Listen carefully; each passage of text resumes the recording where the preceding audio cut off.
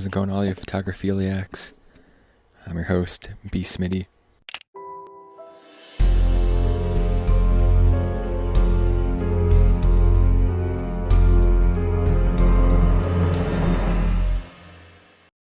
Ronald Edward Galella was born January 10th, 1931.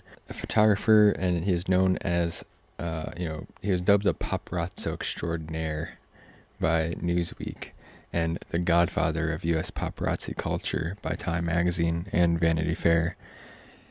He is regarded by Harper's Bazaar as arguably the most controversial paparazzo of all time. Galella discovered photography in the Air Force.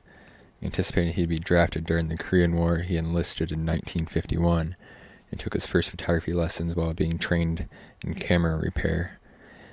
After reading glamour photographer Peter Gowland's book, How to Photograph Women, Galella decided photography would be a diabolically good way to meet girls. After discharge, he used the GI Bill to fund his way through art school in California. He made his first real money shooting kids with Santa at Christmas time at a discount department store in New Jersey. Galella began crashing movie premieres to shoot famous people and learned that there was a market for such shots in down-market celebrity magazines like the National Enquirer and Photoplay. In 1970, he abandoned the Santa gig and became a full-time paparazzo.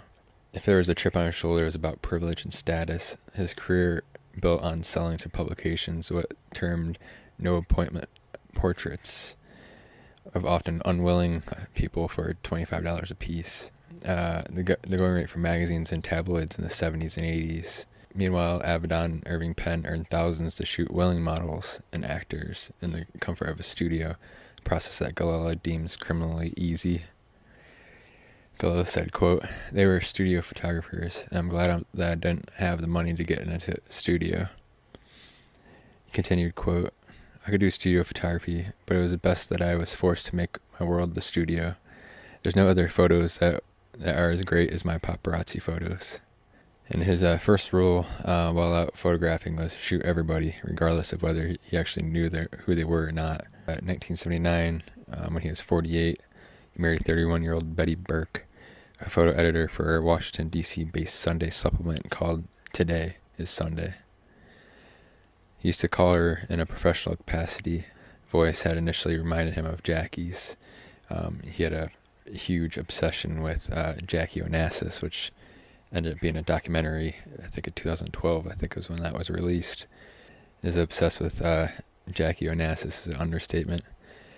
Galella took literally thousands of photos of Jackie from 1968 through 1981, and his photographs remain the most revealing images of her.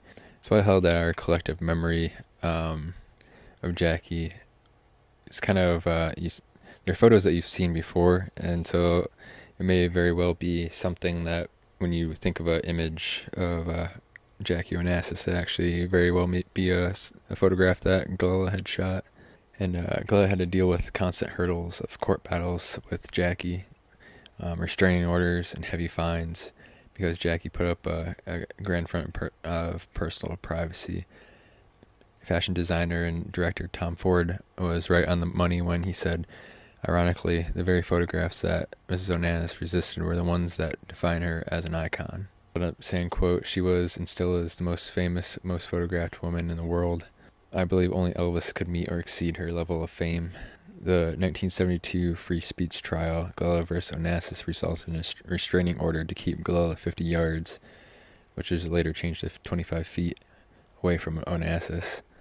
He was found guilty of breaking this order 4 times and faced 7 years in jail and $120,000 fine, later settling for a $10,000 fine and surrendering his rights to photograph Jackie or her children.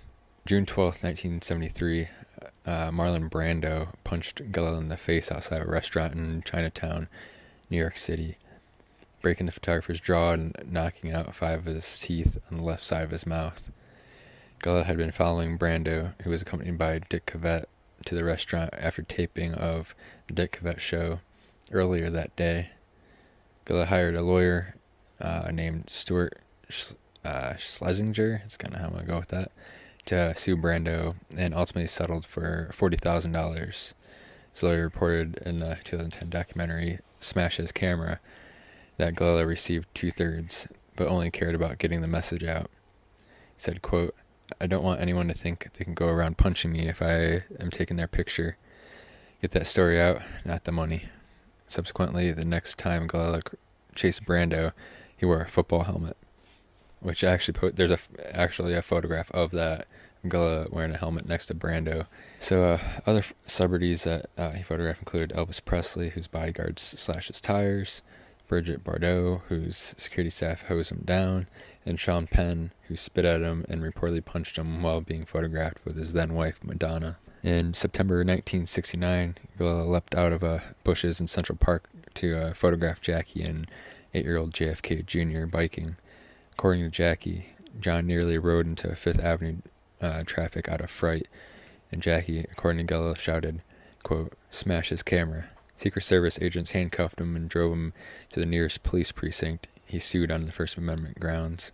Aristotle Onassis approached him on Fifth Avenue and asked him what it would take to settle the matter. And Galella responded, quote, $1 million. And then sent the couple a Christmas card bearing the image of Onassis look-alike in a Santa outfit. Galella on his lap receiving cash. Jackie countersued. Yeah, I mean, this is kind of what I'm saying. I mean, if you're gonna do it, be professional, and it is what it is. You know what I mean? It's part of it, paparazzi. But I think there's obviously a line that's crossed, So she countersued, and in 1972 they came face to face in court. She testified it was like what it was like to leave the house knowing Galella was there. Jackie said, quote, "He lunged at me and he was grunting, and he was saying, quote, 'Glad to see me back, Jackie, aren't you, baby?'